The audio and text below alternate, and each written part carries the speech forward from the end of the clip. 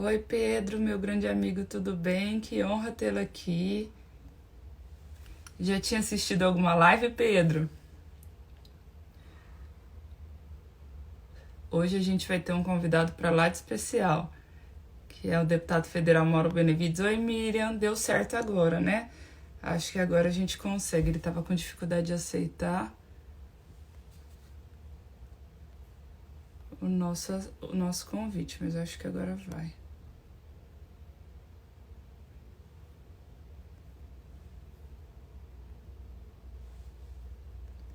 Fernanda aqui de novo.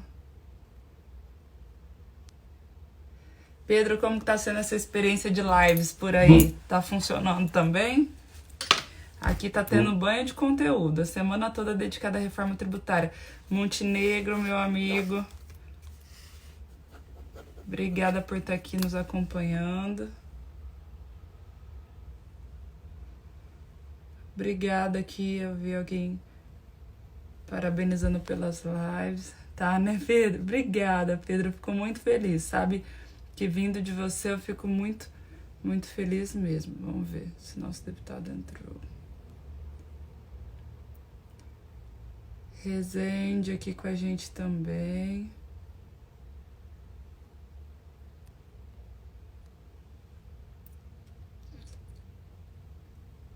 Vamos lá. Pronto, vamos ver se vai dar certo. Ontem também a gente teve uma dificuldade de conseguir fazer os dois entrarem ao vivo. Não sei porque isso está acontecendo. Deve ser porque essa chuva de lives, né? De todo mundo. Fernanda, eu só ia pedir se você estiver aí para me dar um retorno se minha voz está ok, se está tudo bem. Lorena, já estamos indo acenar o fogo para uma costela. Poxa, Pedro, me chama que eu quero. Se não fosse tão longe, com certeza já estaria aí.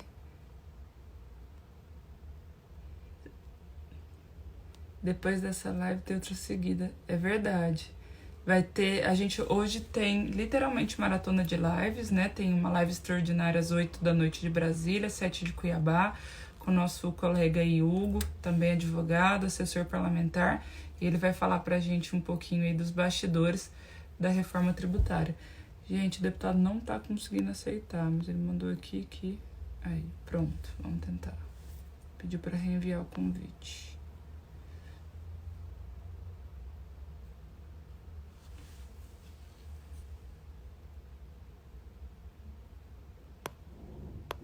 Vamos ver. Oi, Breno, tudo bem?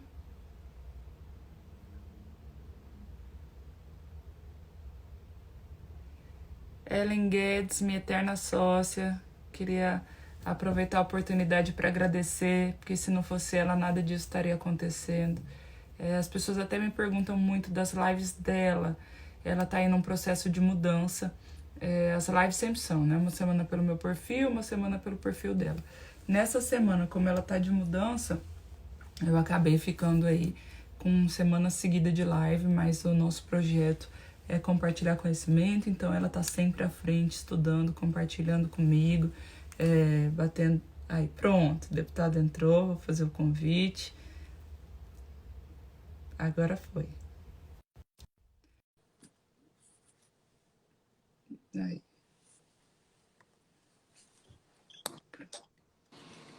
Consegue me ver agora? Agora sim, agora deu tudo certo por aqui. Eu estava no computador, por alguma razão, no computador não deu certo, eu estou fazendo agora pelo telefone celular. A falha minha. Eu esqueci de avisar que pelo computador não consegue dar o aceite, por isso que aparecia aqui, o deputado não consegue aceitar. Não tem problema, então era isso. O problema, estamos aqui a postos. Você vê a tecnologia, né? Já inventaram de tudo. Cada qual tem a sua especificidade, né? Isso é verdade. Eu sempre que posso falo que uma das coisas, acho que a única coisa boa, né, que essa pandemia nos trouxe foi a possibilidade de estar cada dia em um lugar, tendo aí aulas com professores incríveis, lições incríveis. E em outros tempos a gente não valorizava isso. A pandemia acelerou um processo que já fatalmente iria acontecer, né, que é o digital. Mais do que nunca estamos vivendo aí e nos beneficiando de tudo que o digital pode nos oferecer. Para começar, eu queria Você muito. consegue me ouvir bem? Consegue me ouvir bem? Sim, estou ouvindo bem, super Ok. bem. Tá bom. Estou pronto. Para Pronto, para começar, eu queria agradecer primeiro o aceite do convite, dizer que para mim é uma honra tê-lo aqui.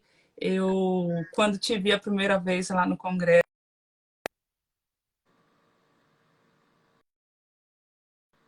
realmente impactada com a sua dinâmica e entender sobre reforma tributária. E logo que eu vi Mauro Benevides, eu me associei ao seu pai e tive a oportunidade de conhecer seu pai ainda menina, com 18 anos, aí no Congresso Nacional, quando participei de uma semana dedicada à faculdade, tinha um sorteio e tinha que fazer uma redação. Tive o privilégio de participar de uma semana aí na Câmara dos Deputados e conhecer seu pai. E na oportunidade fiquei muito honrada, porque vice-presidente da Assembleia Constituinte, né? Então, queria muito dizer que para mim é uma honra e só me resgata. Tanto esses dias que tive a oportunidade de estar com seu pai aí no Congresso Nacional. Então, muito obrigada por estar aqui, dedicando essa uma horinha aí ao nosso Privilégio, bate-papo. privilégio para mim poder compartilhar com você. Tenho visto você atuando muito fortemente na questão tributária dentro do Congresso Nacional. Portanto, para mim, sim, quero registrar também a oportunidade de debater com você esse assunto que está em todas as rodas no Brasil inteiro, fora o coronavírus, naturalmente. Verdade. E voltou agora, né, nosso deputado, é, dizendo que tem sim intenção de que a reforma tributária seja votada ainda esse ano. Então, até ia perguntar sobre isso. Primeiro, apresentar um pouco do seu currículo. O Mauro Benevides Filho é PhD em Economia e professor de Economia da Universidade do Ceará, correto? Foi secretário de Fazenda aí pelo estado do Ceará e eu pude acompanhar durante as eleições os seus brilhantes posicionamentos sobre o futuro da economia do Brasil. Então, me sinto muito honrada com esse bate-papo. Acho que ninguém melhor do que você para falar um pouco sobre simplificação, né, da tributação. Vamos lá, então. O Brasil vai discutir, eu acredito, logo que passar essa pandemia que está impregnado em todos os estados brasileiros, aliás, no mundo inteiro, e cada um com o seu dinamismo para tentar sair disso mais rapidamente. Mas hoje o Brasil tem sido, as empresas brasileiras têm tido uma menor competitividade para poder concorrer com o resto do mundo. E uma dessas razões é, sem sombra de dúvidas, a estrutura tributária altamente complexa, cheio de obrigações acessórias. Para os nossos internautas, às vezes você paga o imposto, mas não cumpriu o fechamento daquele demonstrativo que o fisco normalmente exige. Eu mesmo, nos 12 anos como secretário de Fazenda, tive a oportunidade de extinguir 40 obrigações acessórias para tentar dar uma melhor competitividade às empresas do meu querido estado do Ceará. E agora, o sistema tributário, doutora Lorena, tem uma característica que é muito desigual, que é o seguinte: o Brasil arrecada aproximadamente 2 trilhões e 100 bilhões de reais por ano nos 3 níveis, municipal, estadual e federal. Desse 1 trilhão e 100 bilhões, 1 trilhão e 100 bilhões é imposto sobre consumo, ou seja, são impostos indiretos. E o que é que acontece? A população menos favorecida, ela gasta da sua renda uma grande proporção, se não a totalidade da sua renda, para adquirir esses bens, inclusive bens de primeira necessidade, como é a cesta básica, por exemplo. E os mais ricos gastam uma menor proporção da sua renda nesses bens. Por isso que se diz que no Brasil o sistema tributário ele é regressivo, porque como proporção da renda, os menos favorecidos pagam mais tributos do que efetivamente pagam os mais ricos. Por um lado, 1 trilhão e 100 é sobre consumo. Se você olhar o imposto sobre propriedade, você vai perceber que, por exemplo, desses 2 trilhões e 100, somente 95 bilhões de reais são arrecadados. Ora, os detentores das grandes propriedades, eles pagam impostos com alíquotas bastante baixas. Benefícios? Sim, não só Teoricamente, benefícios, mas alíquotas também e mais. E não incidência. Quer ver um exemplo? Se você comprar um carro, doutora Olalena, que está ganhando muito dinheiro ultimamente, no direito Quem dera. tributário, quando ela comprar o carro, quando Que ela Deus comprar te um carro, ouça. quando a senhora comprar o carro, vai pagar o IPVA. Mas quando um rico comprar o seu barco, o seu helicóptero ou o seu avião, vai pagar zero de tributo. Portanto, não faz sentido esse processo de incidência da base tributária, não faz muito sentido. Por exemplo, outro exemplo, o imposto sobre herança, que é nós conhecemos como ITCD, ou ITCMD, como queiram falar. Pois bem, eu pedi meus alunos para pesquisar aí, vários países afora, eles pesquisaram 40 países, inclusive os Estados Unidos, porque, doutora Lorena, olha, o brasileiro adora se comparar com os Estados Unidos. É impressionante. Não, porque nos Estados Unidos é assim, nos Estados Unidos é assado. Isso é verdade. Uma das reuniões da comissão, inclusive, algum deputado usou os Estados Unidos de analogia, né? E realmente a gente se adora comparar. Quando fui aos Estados Unidos, lá nos Estados Unidos, pois vamos lá. No imposto sobre propriedade, e eu não compreendia por que o americano ele era tão voluntariamente, ele doava, ele adora doações, né? Seja para fundações, para a Cruz Vermelha, ou para a igreja, ou para a universidade. Existem muitas doações para as universidades, e eu achava aquilo extraordinário. Que benefício, né? Que eu precisava entender toda a razão antropológica, né? Que justificava tantas doações. Pois bem, eu estava numa aula, no meu doutorado, perguntei ao meu professor de microeconomia, me lembro bem, perguntava de onde vinha, né, todo esse conceito. Ele me deu um carão, doutora, na sala de aula. Você não leu a legislação tributária americana? E eu fiquei sem entender. Como assim, professor? Ele disse, olha, aqui nos Estados Unidos, para imóveis acima de 3 milhões de reais, 3 milhões de dólares, desculpem, a alíquota ela vai no mínimo de 20% a 40%. Portanto, quase metade da propriedade, se você falecer, vai para o governo. Por isso que há, na realidade, toda essa vontade. Aqui no Brasil, para os nossos internautas aqui que estão nos ouvindo, a alíquota máxima do ITCMD é 8%. 8%. 8%. E muitos estados, somente progressiva, chegam a 8%. Progressiva, exatamente. Mas, entretanto, somente 13 estados brasileiros, 12 ou 13, parece que um ali que eu tomei conhecimento, cobram 4 ainda, como alíquota máxima. Por isso que esses valores ainda são muito pequenos. E imposto sobre a renda, aproximadamente 430, 450 bilhões de reais, e o outro eixo, que é exatamente o imposto sobre folha de pagamentos. Imposto sobre renda no Brasil, ora, vejam só, imposto de renda, se eu ganho um salário de 20 mil reais, 22 mil reais, já há a incidência de 27,5% com as suas respectivas deduções, porque o imposto de renda do Brasil ele obedece às faixas intermediárias e você vai deduzindo pelas alíquotas desses intervalos. Pois bem, mas quando um banco distribui dividendos para uma pessoa física, por exemplo, ou o que quer que seja, então eu conheço, por exemplo, uma instituição financeira aqui no Brasil que vai distribuir agora, aliás, o sistema financeiro vai distribuir 52 bilhões de reais de dividendos. Eles tiveram lucros de 102 bilhões de reais ano passado. Mas os lucros, né? Antecipação dos lucros, já tributado, então não entra.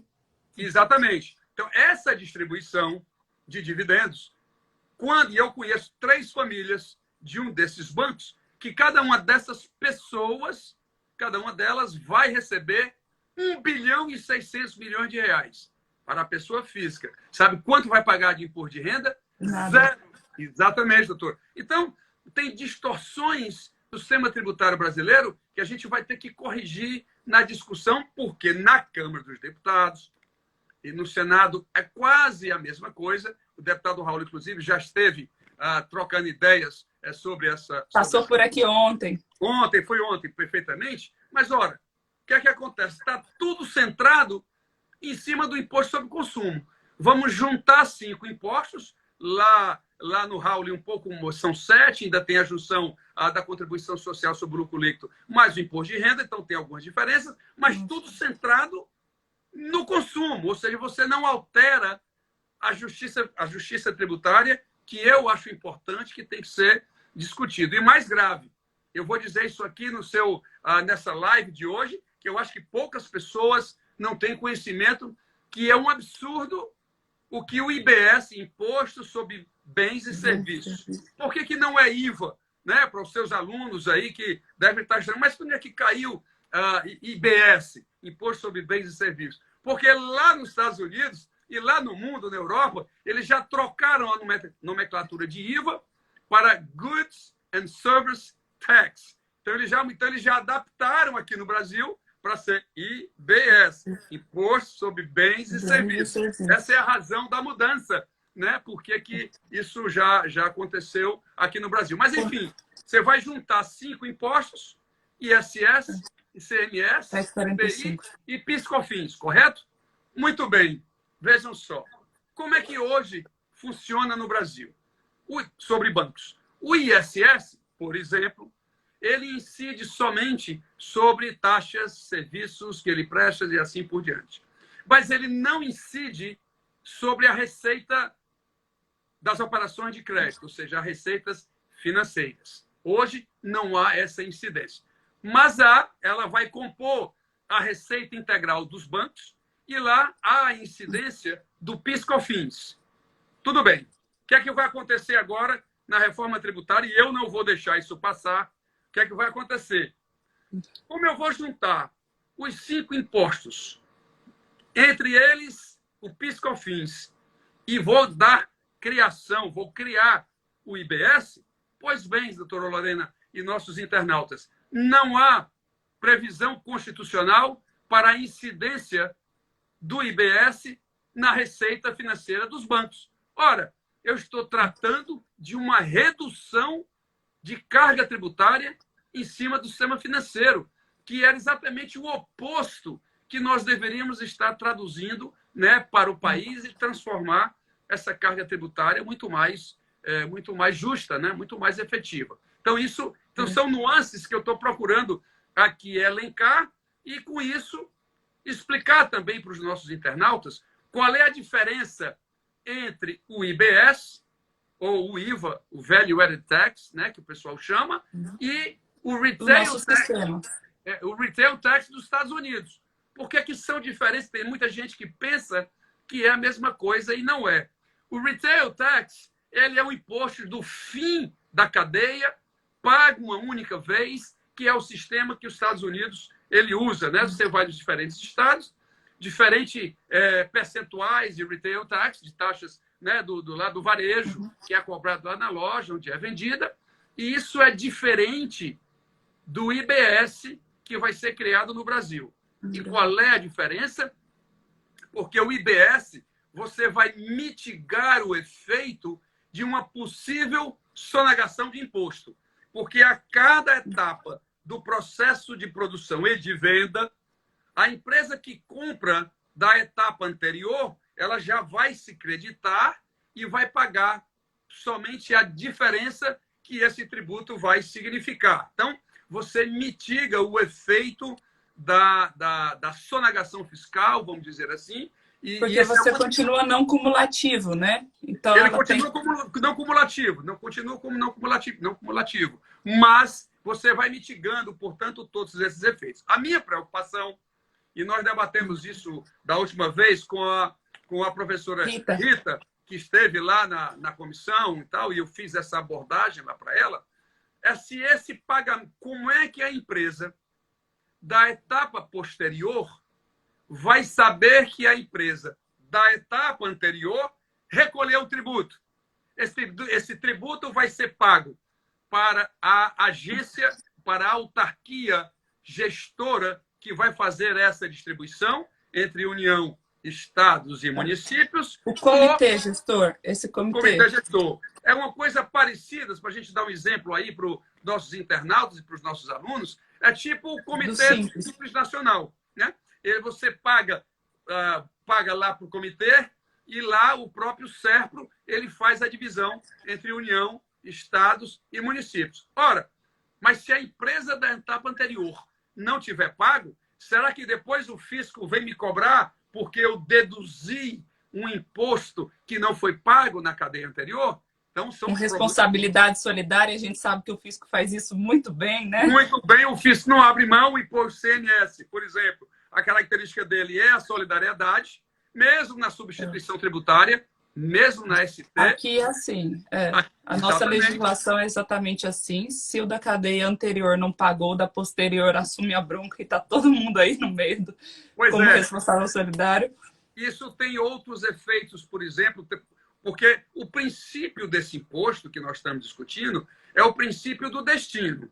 Hoje, no Brasil, quando uma empresa do estado da Bahia compra um produto de São Paulo, ou uma empresa do estado do Ceará compra um produto do Rio de Janeiro, de São Paulo, enfim, do Sul, essa alíquota ela já vem dos 18%, que é a alíquota quase em todos os estados brasileiros. Quando você compra um bem, fica 7% na origem e a gente só cobra aqui o diferencial de alíquota de 11%, para fazer os 18%. Uhum.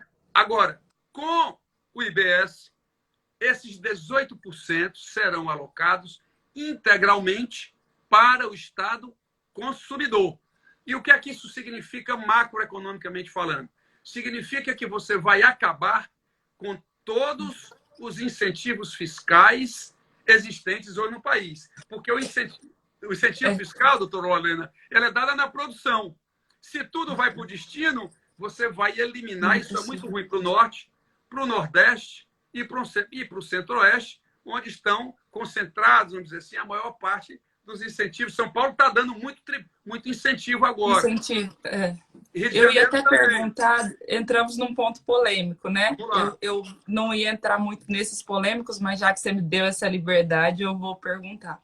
Mato Grosso é um estado nitidamente produtor. Nós somos pouco consumidores. O nosso consumo é todo fora, tendo em vista que também somos um estado exportador, né? Tipicamente exportador. Mato Grosso necessita de benefícios fiscais como meio de atratividade dessas empresas, porque a nossa logística é muito ruim, senão elas também não se instalariam aqui.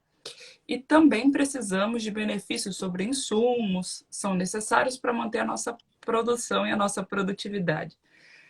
Com a ausência de concessão de benefícios fiscais, vai existir algum comitê, algum fundo de compensação para esses estados que vão perder muita arrecadação, tendo em vista que vai ser tudo no consumo e não mais essa divisão entre produção e consumo?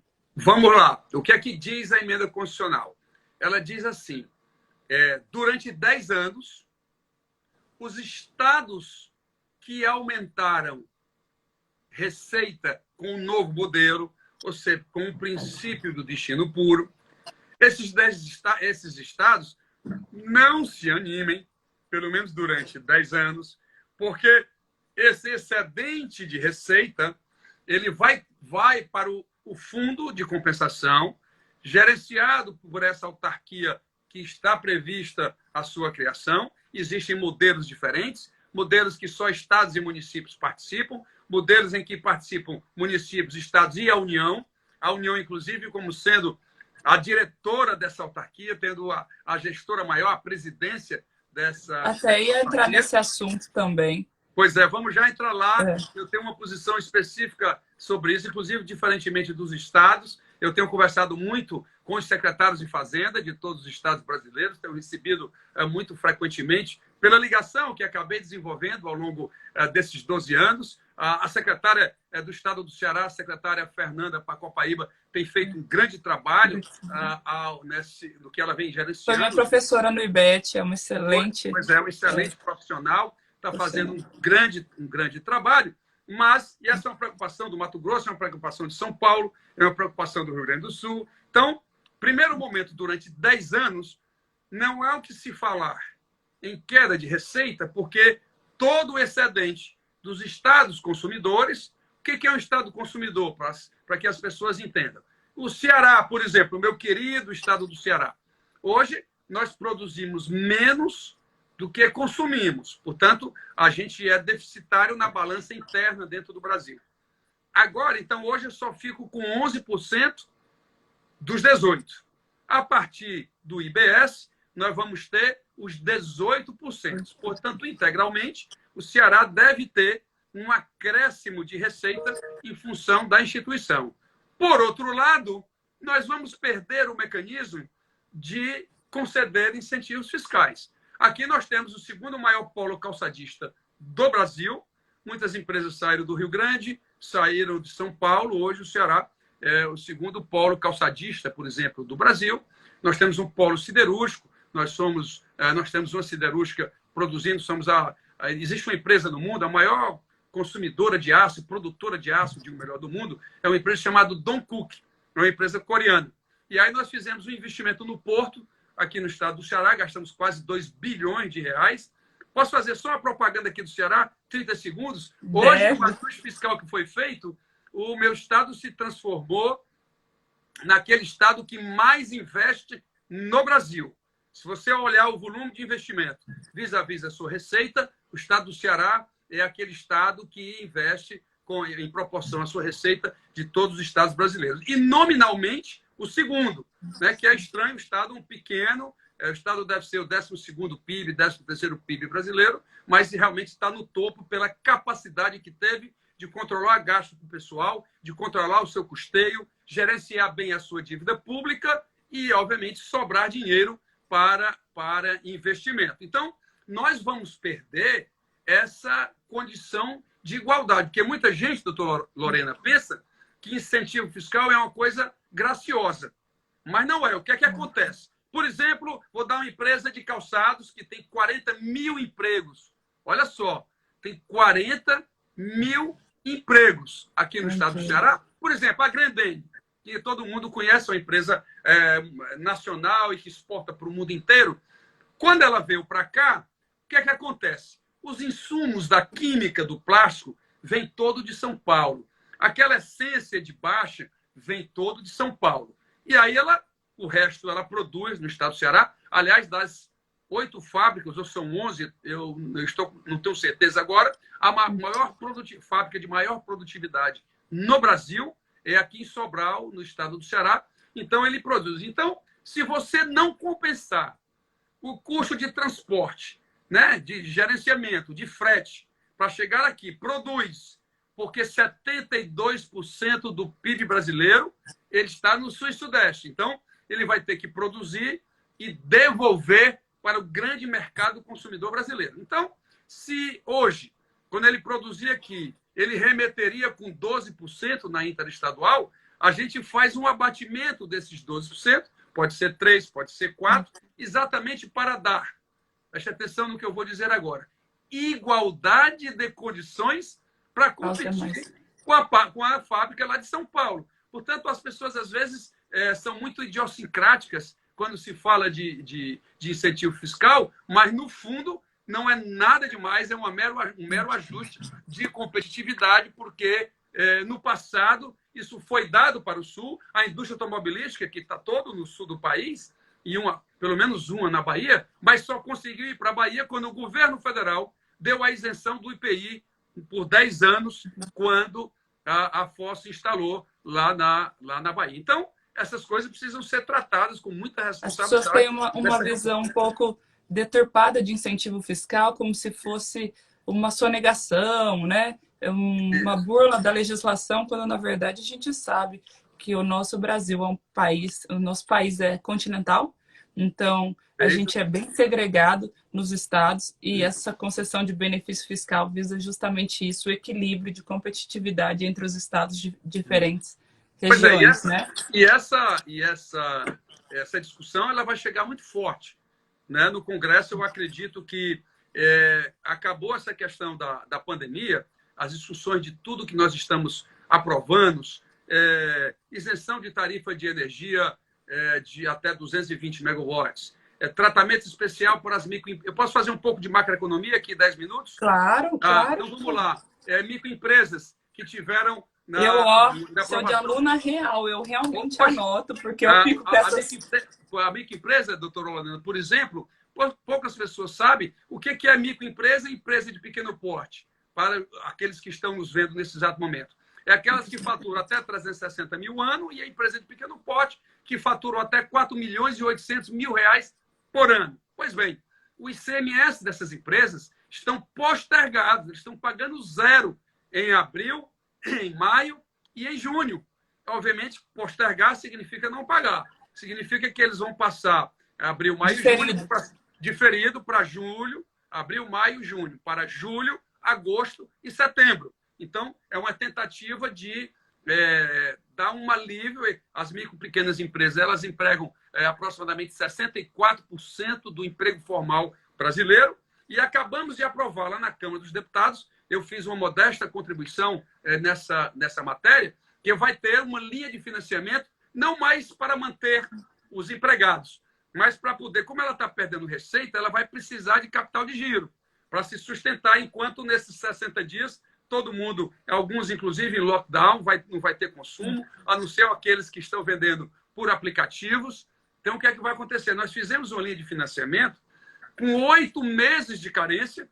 Nós interpretamos que não poderia somente 3, após junho. Nós interpretamos, eu discuti isso com vários colegas meus aqui do doutorado, aqui, enfim, e nós interpretamos que 8 meses era o prazo ideal. Conversamos isso com o ministro Paulo Guedes, os deputados nos ajudaram muito, o presidente Rodrigo Maia ajudou muito nessa questão. Então, hoje, a microempresa, eu acho que o presidente deve sancionar, não sei se segunda ou terça, mas deve estar sancionando, e aí você vai ter uma linha de crédito que tem carência, que tem 36 meses, tem uma taxa de juros diferenciada, da Selic mais 1,25. Então, nós estamos falando de 4,25 ao ano. Cuidado, não é o mês. Não existe essa tarifa no sistema financeiro. E o detalhe mais importante é que hoje o sistema financeiro está líquido. Os bancos estão com dinheiro. E como é que as empresas não estão conseguindo obter esses créditos no sistema bancário? Porque o sistema bancário ele é muito averso ao risco. Eles acham que fazer a operação de crédito agora, daqui a 4 meses eles vão estar com inadimplência, porque as empresas ainda não conseguiram sair. Sabe o que é que fizemos com as microempresas? Nós fizemos o seguinte: criamos um fundo garantidor, tanto com recursos do orçamento da União, aproximadamente 16 bilhões de reais, mais o fundo garantidor do Sebrae. O Sebrae tem um fundo lá, deve ter mais uns 3 bilhões, mais ou menos. Então, até 85% do valor dessa operação vai estar garantido por esses 2 fundos. Aí sim, eu acredito que o sistema bancário brasileiro ele vai ter realmente condições ou interesse de realmente financiar. Eu estava preocupado com isso, porque recentemente o Banco Central baixou o compulsório de 25% para 17%, irrigou o sistema financeiro em mais 100 bilhões de reais. E o que é que aconteceu? As empresas continuaram sem não chegou na ponta. Não chegou na ponta. Então, esse tratamento especial da microempresa, eu acho que vai dar realmente uma repercussão muito positiva. Sem falar na MP 936, que é aquela que assegura, se a empresa mantiver o emprego até R$ 1.800, mais ou menos, dá para pagar praticamente integral, o governo federal pagando uma parte, a empresa a outra parte. Obviamente que esse salário vai diminuindo, porque a contribuição da União vai diminuindo até o teto do INSS, que é a parte em que a União vai entrar para poder pagar. Já são 6 milhões de empregados cujas empresas já aderiram a esse modelo. Eu espero que isso possa mitigar. E, ao final, terminando aqui a macroeconomia, o auxílio emergencial que a Câmara dos Deputados começou.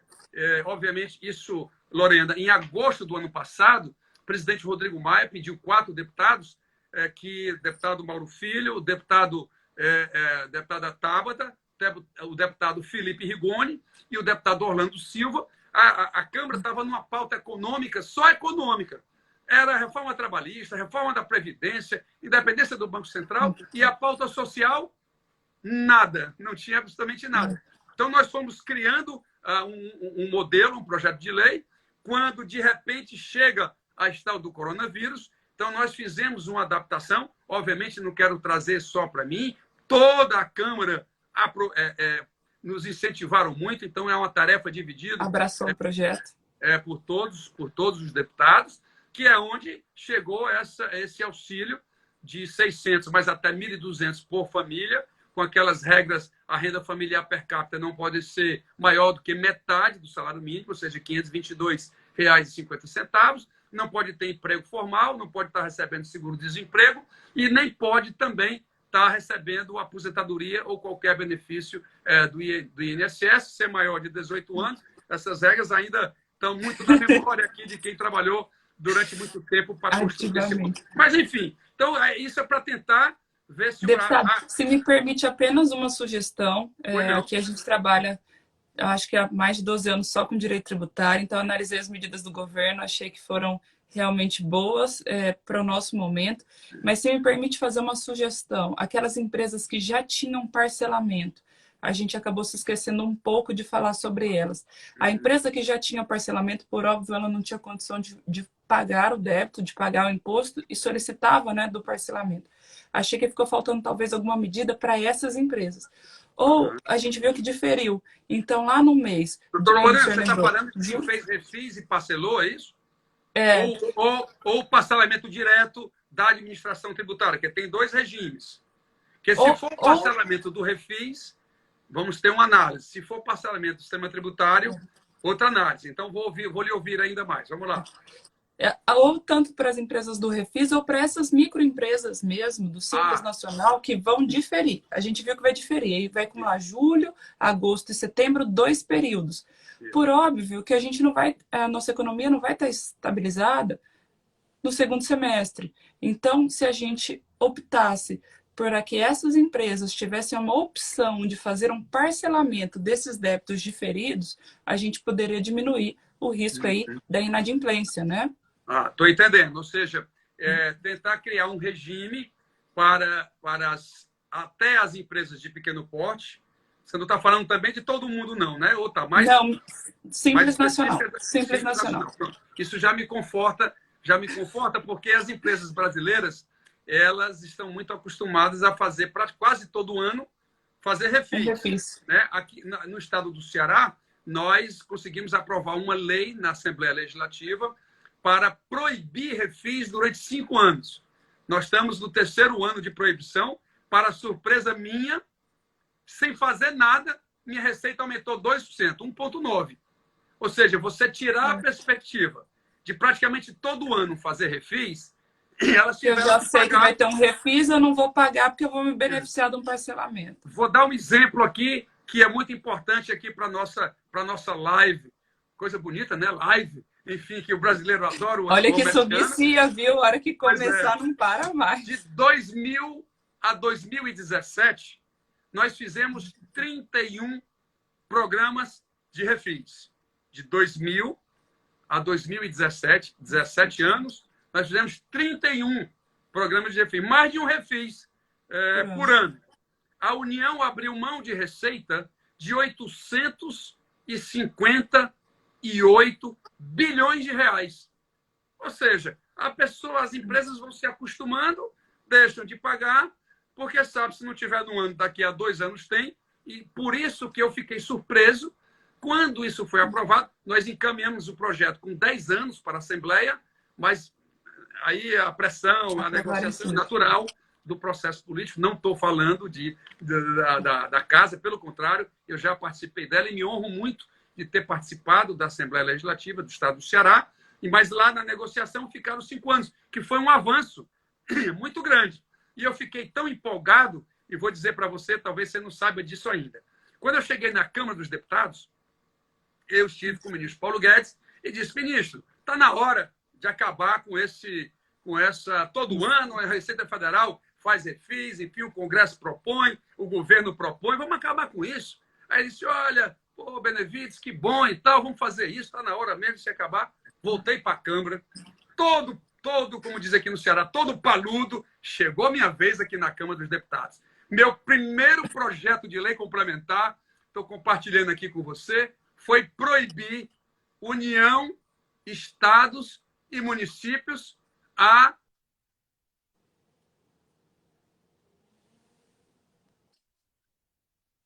o governo federal não deixou ele estar lá pronto na Comissão de Finanças e Tributação, o governo não abraçou a causa e ele efetivamente não deu força. Quer ver outra coisa? Incentivo fiscal, que nós acabamos de falar. O Brasil desonera, eu vou entrar agora na sua área, o Brasil desonera 330 bilhões de reais por ano. Porque ajuste fiscal aqui no Brasil está muito centrado na despesa. Ninguém quer falar nada na receita, que é diferentemente do que eu fiz no estado do Ceará, que foi trabalhar despesa, controlar muito fortemente, mas nós trabalhamos muito a receita. Então, por exemplo, aqui nós cortamos 10% de todos os incentivos fiscais. Nossa, foi uma confusão extraordinária, quase que eu perdi o cargo, mas o governador Camilo foi muito firme na sua posição. Se a União fizesse isso, inclusive discuti isso várias vezes durante a campanha presidencial, você sabe que eu assessorei um determinado candidato a presidente da República, para não achar que eu estou fazendo propaganda política, mas coordenei o programa econômico de um determinado candidato, e lá nós propomos cortar 15%. Eu fui mais modesto quando fui conversar com o governo federal, propus cortar 10%. Aí me chega uma emenda constitucional de número 818, 816 é a PEC emergencial, a 817 é a PEC dos fundos, e a terceira é a PEC do Pacto Federativo. Você já deve ter ouvido falar que está lá conosco, lá no Congresso Nacional, ainda no Senado Federal. Pois bem, lá, e eles falam assim, olha, vamos trabalhar o benefício fiscal. Sabe o que é que tem lá? Eles vão começar a tratar disso em 2026. 2026. Nossa, que disposição é essa, doutora Lorena, para poder tratar o incentivo? Tem que fazer agora. E eu não sou contra o incentivo, não, eu sou a favor. Eu só acho que você tirar agora 10% de 330 bilhões, são 33 bilhões. Como o ministro Paulo Guedes adora fazer contas em 10 anos, são 330 bilhões de reais. E ninguém diz nada. E para os nossos internautas aqui, o que é que acontece? Desculpa, aqui um leve acidente aqui. O brasileiro e a brasileira... Ao vivo é assim. O brasileiro não sabe que o queijo suíço paga 0 de PIS/COFINS. Tá certo isso? Que o queijo suíço, sou nada contra. Quem quiser tomar o seu vinho, comer lá o queijo suíço, não tem nada de problema. Mas pagar 0 de PIS/COFINS não faz sentido. E o filé mignon, o que é que você acha disso?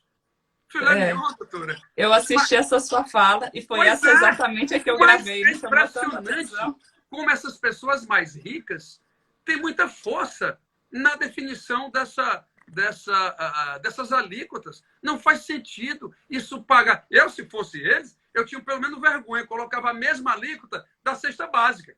Mas, por exemplo, lá no meu estado, o ICMS é 7%. Aliás, boa parte dos estados brasileiros cobre o ICMS na cesta básica, 7%. Agora, 0 de PIS/COFINS do filé mignon, tudo bem. Do salmão. O salmão, olha que coisa deliciosa, ali no molho de alcaparras e tudo mais, excelente. Agora, pagar 0 de PIS/COFINS, não, me poupa. Então, acho que o Brasil tem que avançar muito na sua receita, porque fazer ajuste fiscal somente falando de despesa é impor um ônus muito grande à população brasileira, cujo sistema tributário é desigual, cuja classe mais rica não está pagando adequadamente o valor das suas rendas, dos seus patrimônios. Portanto, isso precisa mudar na estrutura fiscal tributária brasileira. Deputado, anotei bastante. Eu falo que eu aprendo muito a cada bate-papo, isso só me engrandece, e aí espero poder contribuir à altura aí de vocês no Congresso Nacional. Mas eu tenho uma pergunta.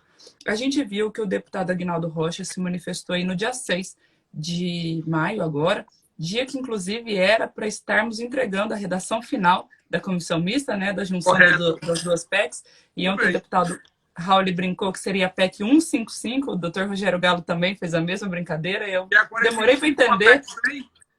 Eu demorei, mas 155 tem isso, estudei tanto, não vi nada, e depois que eu fui ver que era só... É a 100 do Senado com a 45... a 45 do Senado, uma coisa assim. A 110 do Senado com a 45 da Câmara dos Deputados virou PEC 155. Bom, o deputado Aguinaldo já se manifestou que vai voltar a debater os trabalhos aí da comissão mista, ainda que da forma remota, né? Mesmo que não retomem as atividades do Congresso, ele pretende sim retomar os trabalhos da comissão mista e aprovar uma reforma tributária no ano de 2020. Vimos a senadora Simone dizendo que seria humanamente impossível retomar os trabalhos da comissão mista nos tempos de pandemia. E a minha pergunta é, se a gente retomasse os trabalhos da reforma tributária, embora ela seja necessária para a simplificação do tributo e para que o Brasil volte a crescer, né? Se retomar um trabalho nesse momento de pandemia, não vai sobrar para o contribuinte? Veja, o senador Roberto Rocha, que é o presidente da comissão, me ligou na semana passada. Às vezes o pessoal acha que eu faço muita confusão, sabe, dentro da comissão, mas o meu intuito realmente é contribuir. E aí é importante, eu fico feliz eles estarem lembrando sempre do meu nome para colocar essas coisas para frente. Nós estamos combinando exatamente isso. A comissão da reforma tributária começar a funcionar, a retomar os seus trabalhos de maneira remota. A Câmara tem 503 deputados e está trabalhando remotamente. Nós temos comissões trabalhando remotamente. Nesse momento, por exemplo, tem uma comissão no Senado que acompanha os gastos da Covid-19, 6 senadores e 6 deputados, e eu tenho o privilégio de participar também dessa comissão. Nós estamos trabalhando 3 vezes por semana. Não há razão, já recebemos o ministro Paulo Guedes, recebemos o ministro Onyx Lorenzoni, vamos receber segunda-feira o presidente da Caixa, Pedro Guimarães. Então, não há razão para que a Comissão da Reforma Tributária ela não se inicie. A ideia é já começar na outra segunda-feira, ou seja, essa é a disposição do senador Roberto Rocha, é minha disposição, eu acho que é a disposição do deputado Aguinaldo Ribeiro, e eu espero, portanto, que eles consigam colocar para frente. Se depender da minha opinião, ela já está instalada, para a gente tem muito assunto. Quer ver outra coisa? O setor de serviço. O setor de serviço acha que, por exemplo, que vai sair de uma alíquota, vamos dizer que a alíquota de ISS seja 5, se for lucro presumido, tem mais 3. Meu caso, por exemplo. De mais 3,65 lá de PIS/COFINS, o que é dá 8,25, 8,65, o que é que seja. De uma hora para outra, vai passar para 25%. E 25% é o que se diz, é o que o nosso companheiro e amigo Bernardo Api, gente muito preparada, mas esse modelo não aparece em canto nenhum. O amigo professor Araí, que é um técnico extraordinário do IPEA, para fazer uma simulação para a gente lá na Câmara dos Deputados. Sabe quanto deu? 27,4% do estudo do IPEA. Então, esse número não está muito claro. Então, esse aumento de carga vai ser muito grande.